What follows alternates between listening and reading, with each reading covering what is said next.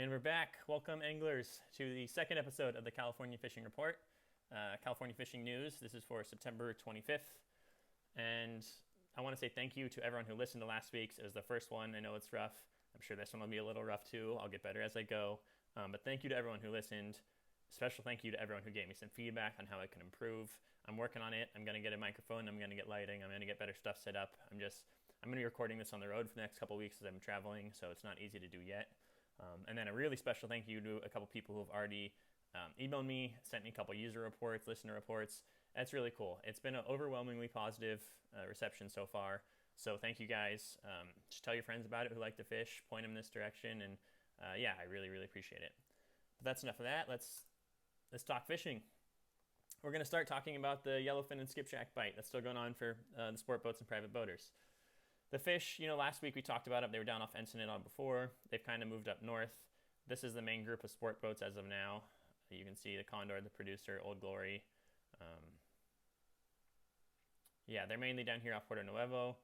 Excalibur's also here. They could just be heading up the line after fishing yesterday. Maybe they're on a 2-day, but it's good to know. This is where the fleet is going to be. This is around the 302, 425, 371, in that general area. It looks like they're probably just south of the 371. But the tuna are starting to spread out more. Don't think you have to run to the parking lot. The good news is they've been behaving a little bit better on some days. The day after I recorded last one on Wednesday, on Thursday, all the full day boats had great days, catching 100 plus yellowfin, and a lot of the boats did really well. Since then, there's been some really good days and some off days. Yesterday was a really down day for the whole fleet. None of them seem to bite really well. The captains are still seeing them, but they're saying there's a lot of other bait in the water, and it's hard to catch them when they're just feeding on all the anchovy. They don't really touch your sardine as much. Some good news is they are starting to bite the troll a little better. I've heard a bunch getting caught in the troll, some doubles, triples, quads for private boaters, catching yellowfin on the troll, and some skipjack too.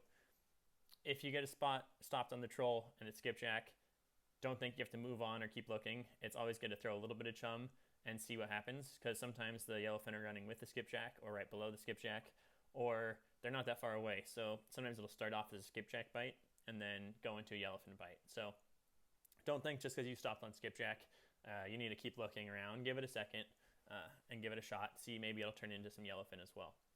Also, skipjack are good to eat. I know they have a bad reputation, kind of like bonito, and they can be soft. It's a dark, really dark red flesh. But if you bleed them, ice them right away, take proper care of them, they can be really, really good for sashimi. I was on a trip on the Constitution last year when some people were talking crap about them, and the chef was a really good Mexican guy who's like culinary trained, and he put together this skipjack poke that was just phenomenal. Everybody was eating it up. So I know they're not as fancy and sought after as yellowfin or bluefin, but they can be really good. Don't think just because they were skipjack, you gotta toss them out. And the schools lately have been in a few different modes. There's when they just don't want to bite at all, don't want to touch anything. There's when they have a few schools have gone stupid and just been eating every bait in the water, eating 50-pound, eating poppers, eating stick baits. And then there's a time when they're finicky.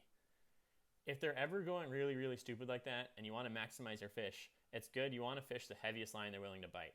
If you're fishing 40 or 50 pound because they'll eat it, you don't have to retie between fish, and you can catch one, get it in quick, catch one, get it in quick. If you're fishing 20 pound, even though they'll bite 40 pound, you're going to have to spend a lot longer time fighting that fish, and you're going to have to retie between fish. And just because they're biting full speed, they never go like that forever. They do eventually taper off. So you definitely want to fish the heaviest line, or if they're biting a cold sniper, you can fish that on 40 or 50 pound, never have to retie, bounce the fish into the boat, not worry about waiting for gas even sometimes. They're small enough.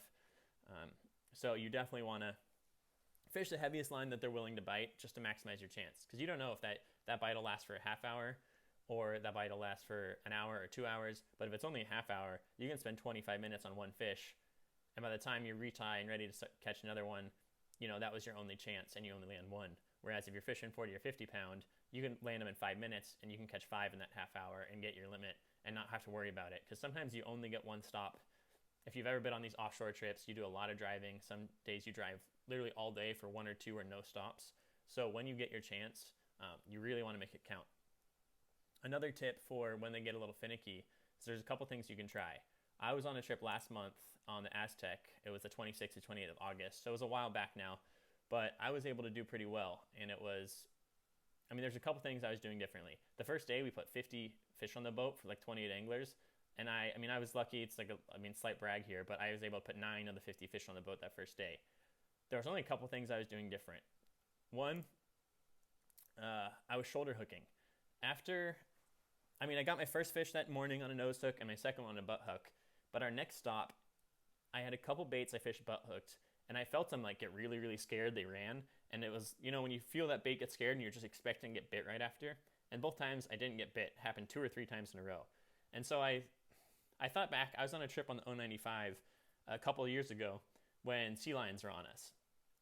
And it was like a bunch of relatively new anglers, and they were just nose-hooking their sardine. They couldn't cast it well. They were dropping it off the back of the boat. And the sea lions were just coming up and eating pretty much every bait. So I was butt hooking, and I would watch as I dropped my bait in. The sea lion would race up to my bait, preparing to eat it. At the last second, he saw the hook, and he would turn away. And it gave my bait just enough time to take off and get out of there. And that day, I was able to catch a couple yellows when a lot of anglers couldn't even get a sardine to not get bit. And so I thought about that on this last trip when I felt these baits get scared. And I thought, I'm just hypothesizing. I don't really know. But in my head, I was thinking, the tuna's probably racing up to this thing. The bait's getting scared. I feel like it's spooked. And then at the last second, the tuna's seeing something. It could be the hook. It could be the line. It could just see it acting a little funny. And it was bailing at the last second. So we were at the stop of yellowfin in the middle of the day when I hooked one, landed it, hooked another one and pulled the hook, and hooked another one and landed it before some guys could even get bit. And the only real thing I was doing different was shoulder hooking. So I hook it a little farther back than what you see here. I kind of hook it back here. But give it a try. It takes a little bit of practice. But I was on a couple trips last year when the best anglers who were catching more fish, getting more bites, were shoulder hooking. So this was the first trip I really tried it, but I had a lot of success with it. Definitely, it's a good trick to have in your arsenal for the future. The other thing I like to do is I prefer fishing really long fluorocarbon leaders. Some people will fish just braid to like a 3 or 4 or 5 or even 8-foot piece of fluorocarbon. I prefer to fish 20 to 30 to 40 feet of fluorocarbon. One is because I'm lazy and I don't want to retie that leader knot. It's a lot better if if it's chafed for 5 feet, you cut it off, put the hook back on, and get back in the water right away. And 2, I'm more confident in it, and I think the bait behaves better in the water that way. There's a couple reasons for it in my head again, and I don't want to say I'm an expert by any means, but I have had a little bit of success out there, mainly by copying what the good anglers do. But one, fluorocarbon sinks, whereas mono floats. So if you're running mono to a short fluorocarbon leader, your bait has to drag that mono through the line. It's got a lot more resistance. It's trying to stay up, and your bait's trying to swim down. That's just putting resistance on your bait. It's not going to swim quite as well. 2, obviously we all know pretty much fluorocarbon has the same specific density as water, so it's almost invisible underwater. The fish can't see it as much. And 3, one of the downsides of fishing fluorocarbon leaders is it doesn't have the stretch that mono does. So sometimes when that fish does the big head shakes, you can pull a hook. But if you're fishing 30 or 40 feet of fluorocarbon does have a little stretch. Not nearly as much as mono, but it's not completely static either. It does have some stretch. So if you're fishing a long runs, you get the benefits of the stretch, you get the benefits of the bait swimming better, you get the benefits of the visibility, and I'm just more confident in it. Every day's different, and there are days people have said that they're biting the shorter fluorocarbon leaders better. I don't know. I just know on my trip what I was able to do. The main downside of this is fluorocarbon can be really expensive. To get around that, if you're fishing 20 pound or less, you can get this freshwater fluorocarbon. This is Yozuri Top Knot. I'm just on Tackle Warehouse. Before my last trip, I got a gift card here for Christmas a couple years ago, and I still had money on it. But I kind of stopped fishing freshwater as much and moved to saltwater. So I was going through the site trying to find some stuff that I could, use for saltwater. And I got a spool of this. It's Yozuri Top Knot Fluoro Natural Clear, and it's a 200-yard spool for $13.99. Those spools of Seaguar Blue Label are like $11.99 at Walmart for 25 yards. You're getting 8 times as much fluorocarbon for almost the same price. And I caught a number of fish on this stuff. I caught a couple 40-pound, 50-pound bluefin on it. I caught a whole bunch of, the smaller yellowfin on it. I trust the stuff, and it'll just save you a little money. You don't have to break the bank. Fluorocarbon is one of the most expensive things, and it always gets us because you need it for the trip. And generally, you're just, like most people, you're not that prepared in advance. And it's like the day of, you're running down to the landing and picking it up, and they only have the 25-yard spools, and it's just a lot more expensive. So I would recommend this for at least 20 pound and down. For the heavier stuff, still probably buy quality. I don't have much experience with it, but I would definitely recommend getting some of this to save yourself some money. Moving on, other exciting news is that yellowfin and bluefin have started to spread out. There's been a lot more reports of them in U.S. water over the last week. As far north as up here, outside of San Pedro, somewhere between in the channel of Catalina, between there and LA, down to the 181, 182, 277. There's even some yellowfin caught right off San Clemente Island. So there's kind of this big area the tuna are spread out all over here, from down 425 to out past San Clemente with a big bluefin and some yellowfin mixed in, all the way up through here. It's just good news because it spreads out the fleet. You don't have to just go to the parking lot, go chase the boats, go fish in the chum line, the sport boats. Go take a look around. There's been reports of a number of the better bluefin, the 40, 50, 60 pounders, up here in U.S. waters. I got this report. This is Brian Donahoe, I think. Shout out to him. Thank you for the photo and the report. He got this on a popper in U.S. waters. He reported saying the water is 68 to 70 degrees, crystal clear and blue up there, and bluefin foaming on microbait everywhere. There's also been other reports of a couple hooked on poppers, hooked on cold snipers, a couple hooked on sardines on 40-pound test. So it's just really good news for anglers. You can not have to deal with the Mexican permits or fishing license. You can run out of Oceanside, have a nice closer run if you're from somewhere north. You don't have to trailer down to San Diego. And it just gives everybody a wider area to spread out and fish. And it's just, I mean, they're in U.S. water. It's great. If you get on a great yellowfin bite in U.S. waters, you can take 10 a day instead of 5 a day in Mexican waters. So that's cool too. Another guy, shout out to Stuman, he sent me an email with some things to check out. One is on temp break, you can press the button here and get the bottom detail. You'll hear a lot of times people talk about spots, 312, 209, 277, 181, 182, 302. All of these are generally high spots. So these are just the underwater mountain ranges. You can see like the 277, if you look at Catalina as the mountain range, the island is just the part out of the water, and that mountain keeps on going down here, and the 277 is kind of this little peak off the bottom of that. A lot of times the tuna relate to these because underwater the currents are going and it starts the little upwelling there, pushes a bait. And I mean, you can't, it's not to say they wouldn't be out here in the middle of nowhere too, they will be like that. But a lot of times you'll hear people talk, so this bottom contour map can be pretty useful. Check it out. The 43 is like the 43 fathom spot. That's 258 feet. Some of the sport boats can even anchor on it, and there's been, in the past few years, some really epic fishing done on the anchor there. But yeah, so that's pretty cool. You can look at this. Then you can go to sea surface temp. You can go to chloro. You can check it all out. The 1-day sea surface temp. You see the water. We've got a lot of 72, looking towards 73 degree water up through here. Out here, it's about 69, 70. Generally, the bluefin like water. That's a couple of degrees colder than the yellowfin, but that's not always the case. Pull up my notes so you know where to keep going.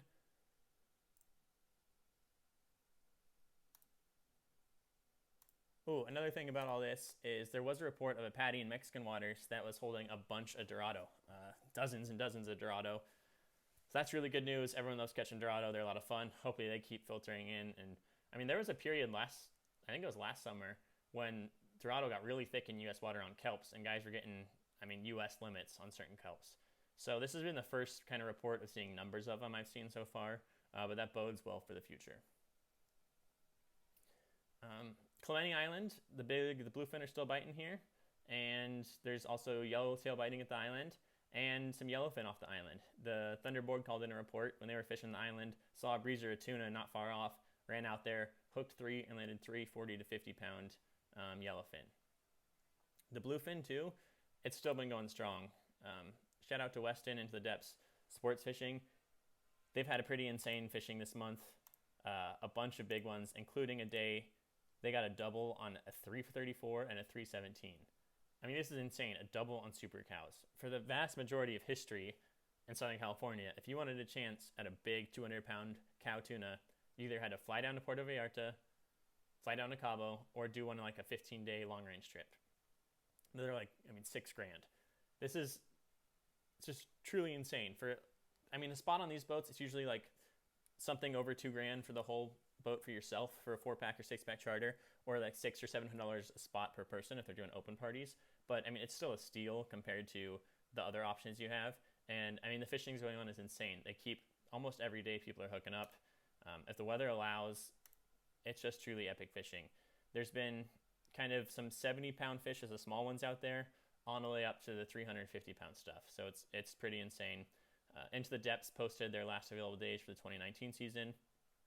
In October, they got the 5th, 6th, 7th, 8th, 10th, and 14th.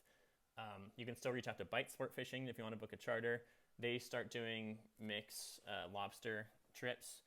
But they're willing to target. If you book them, I'm sure they're willing to target whatever you want to do if they think it's feasible. So you can reach out to either them or anyone else you know that's running these charters, or if you got a private boat, go out, get on them. Some slightly improving news is I've heard of a couple reports of people getting on the flyers, but not on the kite. You can either fly line it if you can catch a live flyer, or even like a fresh dead or frozen one. You can slow troll them way back, or even try a sinker rig. But it's just good news that you don't have to be on the kite. It'd be, if I was on a trip where the boat's fishing the kite, I would bring my own. I would cough up to $80 for a 3-pack of flyers, and I would try fishing it if we're just drifting, fishing it with a sinker rig, or I've heard of people using like a pool noodle to float them out on the surface. Either way, it's just good news that you don't necessarily have to use the kite. Give you some other options. Another tough thing that's worked, at least in years past, are some of the big squid. You can get a giant squid at some of the Asian markets. I know in Kearney Mesa down in San Diego. I'm sure there's spots up towards LA. I'm just not familiar where you get them. But I think it's Zion Market, and there's 99 Ranch right across the street. But they both sell these giant squid. And in year past, guys have got them on the giant squid. So that's another option if you were going on a trip that's just targeting this big bluefin, and it's mainly going to be a kite thing, but you want to try some other stuff. I'd recommend grabbing a flyer, splitting the pack with a couple other guys, getting a couple live squid, and at least keeping your options open. A hot trip, there is a 2-day charter specifically targeting these big bluefin on a Thunderbird coming up. It leaves the 29th. It is $595, limited to 20 anglers. There's a thread about it in Bloody Decks. Go to the Southern California Sport Boat Trip Planning. It's run by Jeff Price, so if you follow the Thunderbird, you see a lot of times they post the Jeff Price trips. They generally do really well. They're coming up on a new moon. It could be really good for fishing. And yeah, I mean, if I was trying to go catch a big bluefin right now, I would be hopping on this trip. I haven't fished a Thunderbird, but if you got to follow Thunderbird on Instagram, he's hilarious. Jeff's a funny guy. They generally do pretty well. Last week, I reported they had that day going 6 for 9 with 1 over 300 and 5 over 200 or something. So if you're interested, check that out. His contact info is on that post. Go to BD, Southern California Sport Boat Trip Landing, and check it out. It's really awesome fishing, guys. Don't miss out. This stuff, 2 years ago, this stuff bit really well into November. And I'm hoping it does this year. I've got a 3.5-day booked on the Pacific Voyager for the weekend before Thanksgiving. Hopefully it sticks around and it bites that long. But you never know. They could disappear at any time. Last year, the big ones, I think it was in October when the Pacific Dawn had their epic trip and they're out at Cortez. And then after that, the really big ones disappeared to wherever the hell they go. And there was still good fishing on our trip in November, but it was on the 50 to 60 pound stuff. Still epic fishing. I'm not going to complain, but you never know. These big fish seem to hang out for a while, and at some point they bug out somewhere else. Maybe they go north and they go offshore. We don't really know. At least I don't. But if you want to get on it, don't waste any time. Get on it while it's still good. This is pretty insane fishing that's happening. Next, I'll just talk about the swordfish that we talked about last week. There was more swordfish reported. Ali caught one deep dropping. There was others reported caught. Ali has a really cool report about it in the SoCal Offshore Fishing Reports. And Eric Landisfields, he was fishing the tournament last week when the guys, when the kind of cat jumped out of the bag and everybody started catching them. And he has a really cool report too. I'm not going to bring up the reports on this because I don't want to show BD reports. I don't want to step anyone's toes. But go check them out if you want more info on that. The swordfish are around. You can get them. I'm sure deep dropping, it requires kind of some specific gear, some specific knowledge. But read the reports, search on BD. You can get a little more info on it. And you can go from there. Let's talk about the weather next. It looks like today, Wednesday, tonight, and Thursday are all going to be fairly windy. inshore 0 to 30 miles out, it's calling for 10 to 15 knots today, 10 to 15 knots tonight, 10 to 15 knots tomorrow, and then finally by Friday cooling off to kind of normal. Pretty much all summer on decent days, what it'll say is wind variable less than 10 knots, becoming west 10 knots in the afternoon. That's pretty standard, glassy in the morning, some white caps but mellow in the afternoon. That's what most people are used to all summer long. That's pretty normal. 10 to 15 knots can be pretty nasty. I mean, the boats can handle it, the big boats for sure, but in a private boat, it might not be worth it. Offshore, it looks pretty much similar. Wednesday, today, 10 knots, gust to 15 knots. Wednesday night, 10 to 15 knots. Thursday, 10 to 15 knots. Thursday night, 10 knots in the evening, then backing off Thursday night. And by Friday, it's cooling off to wind variable less than 10 knots. Kind of the standard stuff you see. Stuman, who emailed me some information, thanks man, he sent me this site. This is Wind Finder. It's kind of like Windy. It's another one you can play around with, but you can pick the dates here and see the wind forecast and the time. So this is today. It says, it's claiming not that bad today. You can pick a spot and see the speed. It's claiming 7 knots at 1 p.m. today, at 4 p.m., 10 miles an hour. You can click on tomorrow, and now you can see it's kind of this green is a stronger wind blowing. It's interesting. It's actually blowing north and a little bit worse in here than it is out here, which is pretty rare. But it's another site you can look at along with Windy here.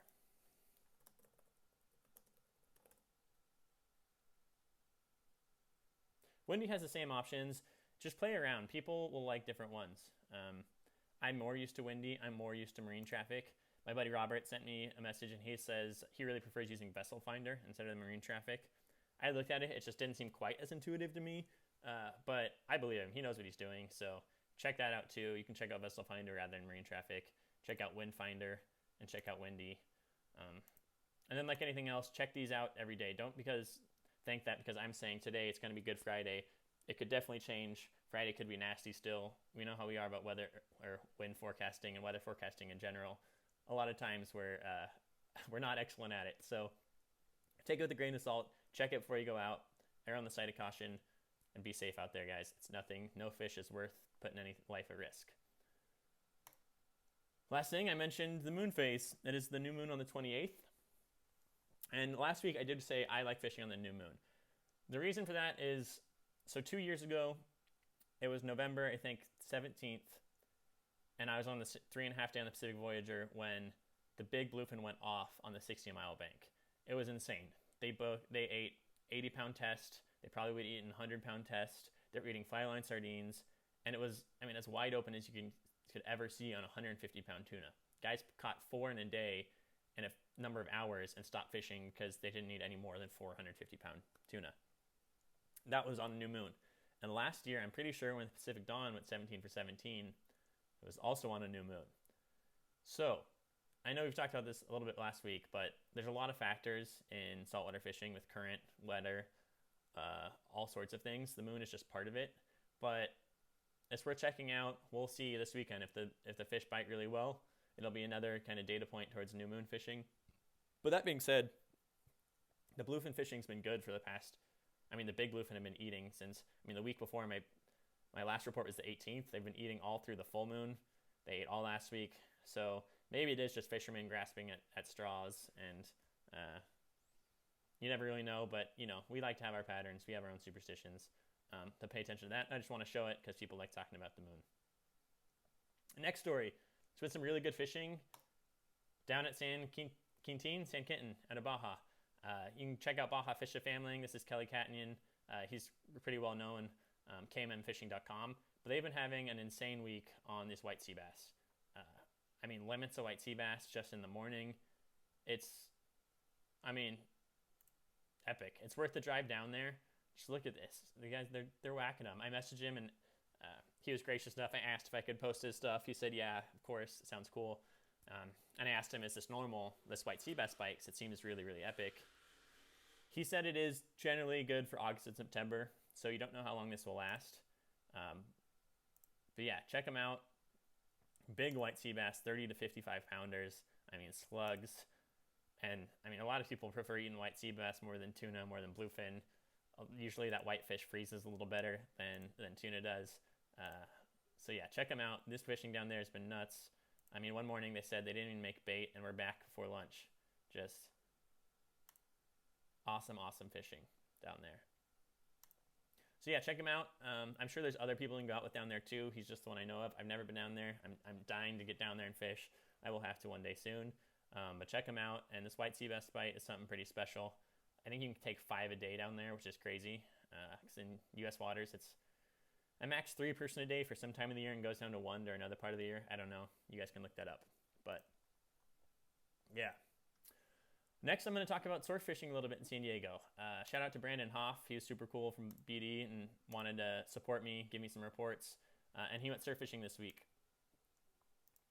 He said he reported seeing lots of bait in the water, birds diving, and he got a couple of big spot fin like this throwing small spoons. He also saw a bunch of corbina running. So it sounds like, I mean, anytime the water temperature is like what it is up here, 72 along the coast, you can kind of expect the corbina to be running. But yeah, I mean, these are big spot fin. That's awesome. Surf fishing is one of my favorite things. If you haven't done it, you got to give it a try. You can bring like a really light setup like trout gear. There's a few different ways to do it. One, you can fish lures. The Lucky Craft Flash Minnow 110 is always a big favorite, or spoons like a crocodile or something on the smaller size, or even the big full-size crocodiles. You can catch halibut out of the surf sometimes too. Or you can just fish a Carolina rig, which is like the most common Southern California way, is dig up little sand crabs, fish a Carolina rig. If you can't find sand crabs, you can always buy bait. You can use mussels off the rocks. They can just be a pain to keep on the hook. I don't really like dealing with them. But you can buy that ghost thread stuff. It's like little white thread you wrap around it to help keep them on the hook. Bloodworms are some of the best bait you can use. They're just expensive. It's usually like $1 a worm almost, 12 bucks a dozen. But you can cut them up and get a lot of baits out of one worm, maybe 4 baits out of a worm. And pretty much everything in the surf loves bloodworms. I've caught corbina, perch, big leopards. Everything likes to eat bloodworms. And you can also, the old school way that my dad has always done for years, and we still do it, it still works, is get like a 2-hook rig, a high-low rig. You just fish a little sinker at the bottom. You got 2 hooks. It's nice because you can fish 2 different baits, see what they're preferring at the time. It's definitely not as subtle. A lot of times they're like 30-pound tests. It's thick line. It's big hardware because you snap on your hooks. But in the surf, it doesn't matter too much sometimes. Sometimes the corbina can be picky and line shy, and they're not going to eat it. But other times, like if you're casting where the waves are breaking, if you ever put on a snorkel and swam through it, there's a ton of bubbles, there's a ton of foam and sand in there, and a lot of times the visibility isn't great, and so they don't mind and they'll eat it. So yeah, look into surf fishing. If you've never tried it, give it a shot. Apparently it's been good, still good, and it'll probably continue on as long as this water stays warm. These are some beautiful big spot fin you got. So Brandon, thank you for that. Appreciate it. Next story is lobster season opens this Saturday at 6 a.m. I've got a little bit of experience diving for lobster and pretty much no experience hooping for lobster. But everyone loves eating, I mean, not everyone, but I think lobster are the most delicious thing in the ocean. It's really fun. If you've never dove for them, you can give it a shot. Go to your local spear shop. There's J&J in Solana Beach, James and Joseph. There's Merrick Spearfishing in Oceanside, and there's Spear America up towards Long Beach. So you have some options depending on where you live. But they can sell you the gauge, they can sell you everything, give you a bag, and it's exciting news.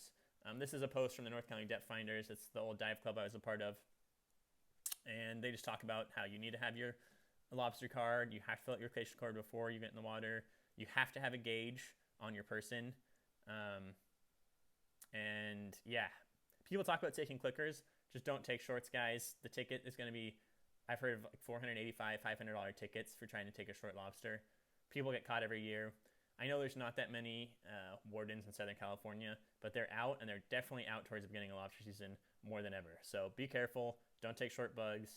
And yeah, it also means it's the 1-year anniversary of when Keen last year, the kid got bit by a great white shark. He was diving at Beacons on opening day, opening morning last year, and a great white came up and bit him. And luckily, he's all right. There's other guys in the water, got on a kayak right away. He's cool now. He's back spearfishing again. Good for him. But stay close to your buddies. Don't dive alone. Watch. I mean, they always talk about sharks early morning, late in the afternoon, and the low light visibility. That's when they make a mistake. Great whites are becoming more and more of a thing. They're seeing more around Encinitas, more and more. Chris Oak, if you follow him on Instagram, he's had a couple crazy encounters out at Catalina. He's got a video of him getting charged by one from below. Insane stuff. But yeah, be safe and go get them, guys. I hope it's a good season. Lobsters are delicious. Hoop, whatever, dive.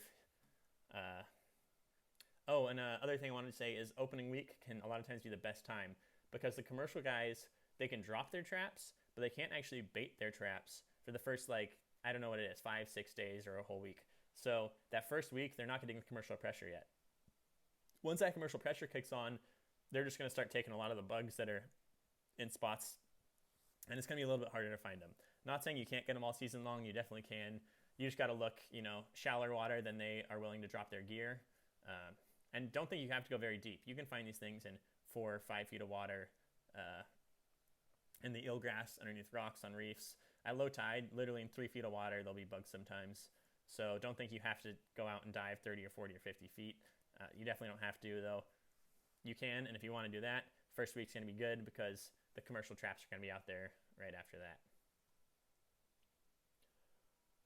Boom, moving on. The salmon fishing, it seems to be keep on rolling on up north. This is the new Rayan out of Sausalito. This is the 24th. They got 10 kings of 25 pounds.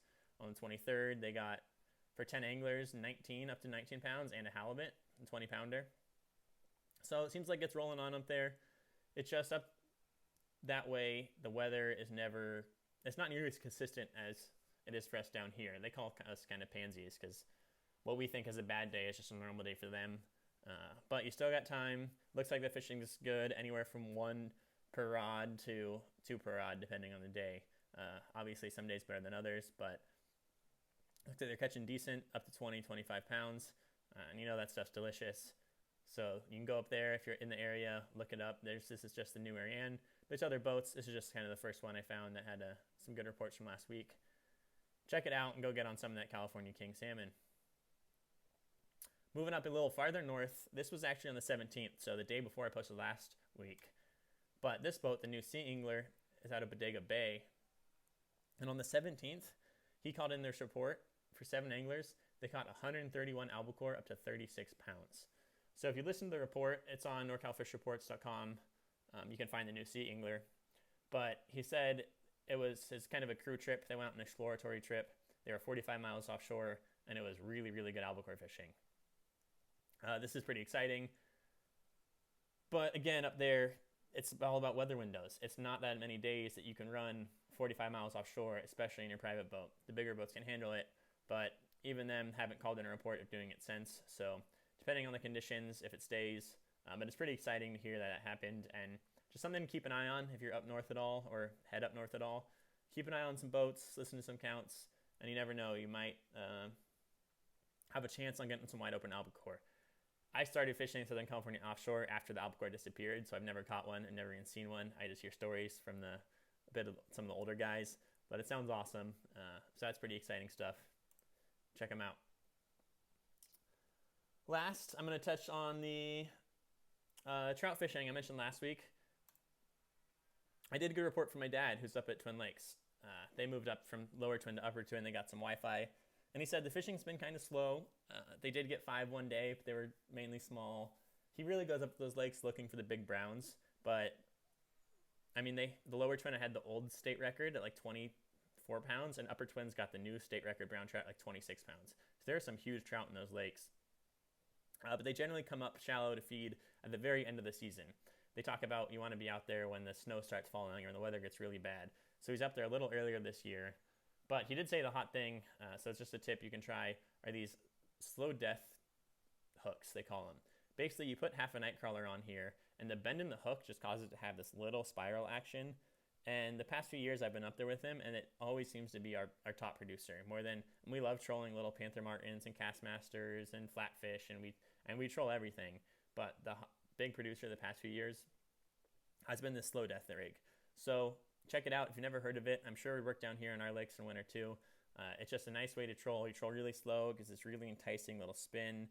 And the nice thing is you can cut your engines and let it sink down, and it'll do the same thing as it sinks. pick it back up again. Sometimes they'll get hit on the sink, they'll get hit moving. But yeah, if you've never tried it, it's something new to us the past few years, but we've had a lot of success with it. It's been pretty cool. And that's pretty much it for this week, guys. Thanks again for everyone who listened. I've got my notes over on the screen over here. That's why I look over here a lot, just to keep me on track. It's tough to remember everything. I'm still looking for feedback. Let me know what you think. Send me reports, send me information, whatever you want to say. I'm happy to hear it. And, send it to your friends. It's only going to grow by word of mouth. I posted on BD, I posted on the San Diego fishing group on Facebook. It's starting to grow a little bit. I really appreciate it. But if you have any friends that like to fish, let them know about it. It'd be awesome.